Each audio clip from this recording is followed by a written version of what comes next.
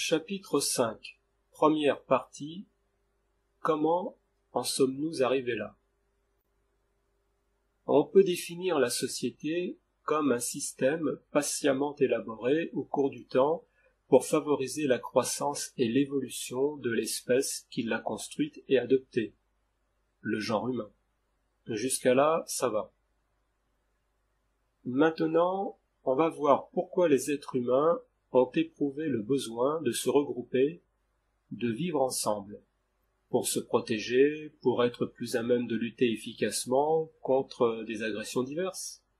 Oui, il ne faut pas oublier qu'à ses débuts, l'humanité était relativement fragile face aux autres espèces avec lesquelles elle partageait son environnement.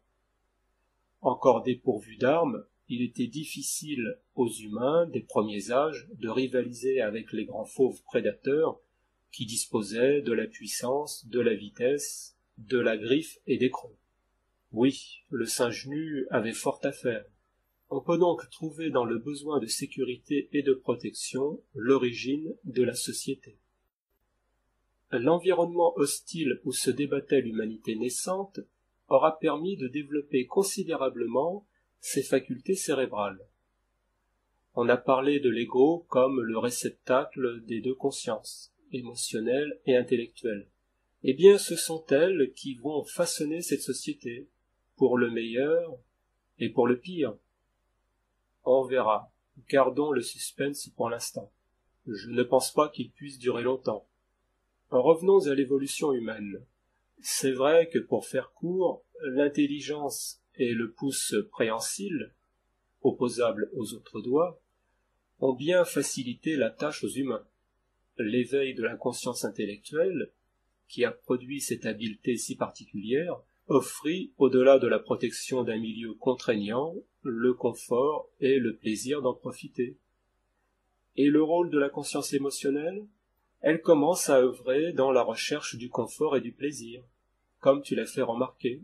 Mais sautons allègrement plusieurs millénaires dans l'histoire humaine. Quittons l'Homo sapiens sapiens pour retrouver l'Homo sapiens sapiens. Parfois, oui, et c'est pas facile de le réveiller. Pour retrouver l'Homo economicus. L'histoire montre en effet que la prospérité économique doit beaucoup à l'ego, et surtout à l'égoïsme. Et oui, l'égoïsme est un moteur puissant. Il est vrai que la recherche et le travail de quelques-uns ont bénéficié au plus grand nombre, et ce sont toujours des agents de progrès incontestables pour l'humanité. Mais, c'est là que le suspense prend fin, il n'aura pas duré longtemps, ainsi que tu le pressentais. C'est mon côté médium, je dirais plutôt fin observateur. Si l'être humain a bien évolué intellectuellement depuis Cro-Magnon, la cause étant l'usage intensif de la conscience dédiée à cette capacité, il est malheureusement resté le même s'agissant de la conscience émotionnelle.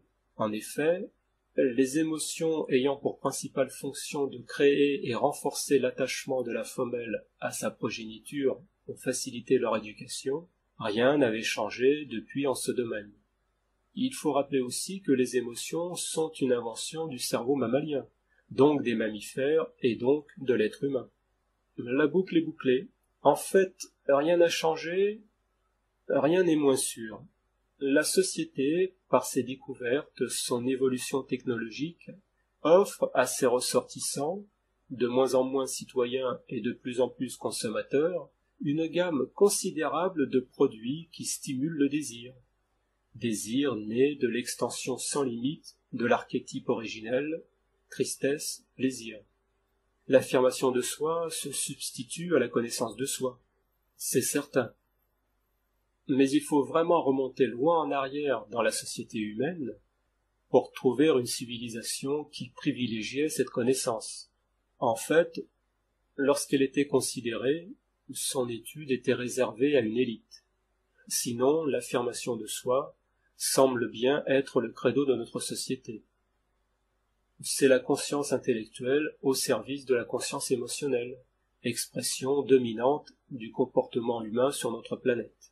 Conscience du bébé par excellence, elle accompagne le nouveau-né toute sa vie, se renforce avec l'intelligence et culmine avec la découverte et l'exercice du pouvoir, de quelque nature qu'il soit, public ou privé, manifeste ou caché. Rien n'a changé depuis que le nourrisson a ressenti le plaisir ou la frustration suivant qu'on lui donnait ou retirait ses jouets. Mais les conséquences et les enjeux sont bien différents. Bon, on s'emballe et on commence presque à parler politique.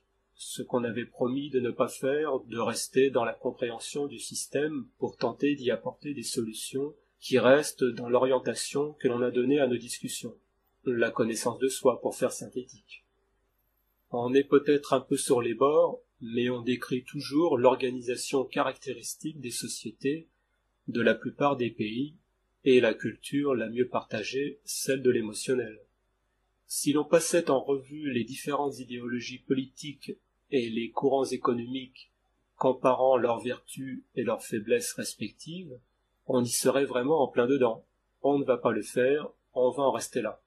On peut terminer cette réflexion en disant que l'état du monde, en matière sociétale, est un échec retentissant, simplement en rapprochant la richesse globale, les potentialités techniques existantes et l'effroyable disparité entre les niveaux de vie constatés sur cette planète.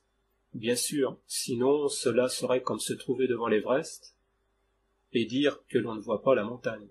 On appelle ça un constat d'évidence, pour le moins.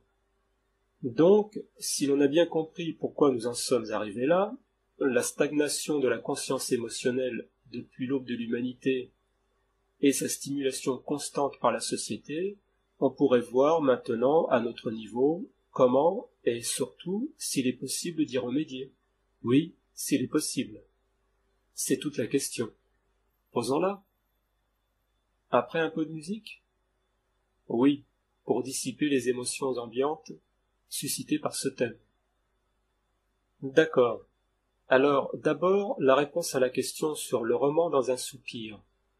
Il s'agissait d'Arnold Schönberg parlant de la concision de son élève Anton Webern.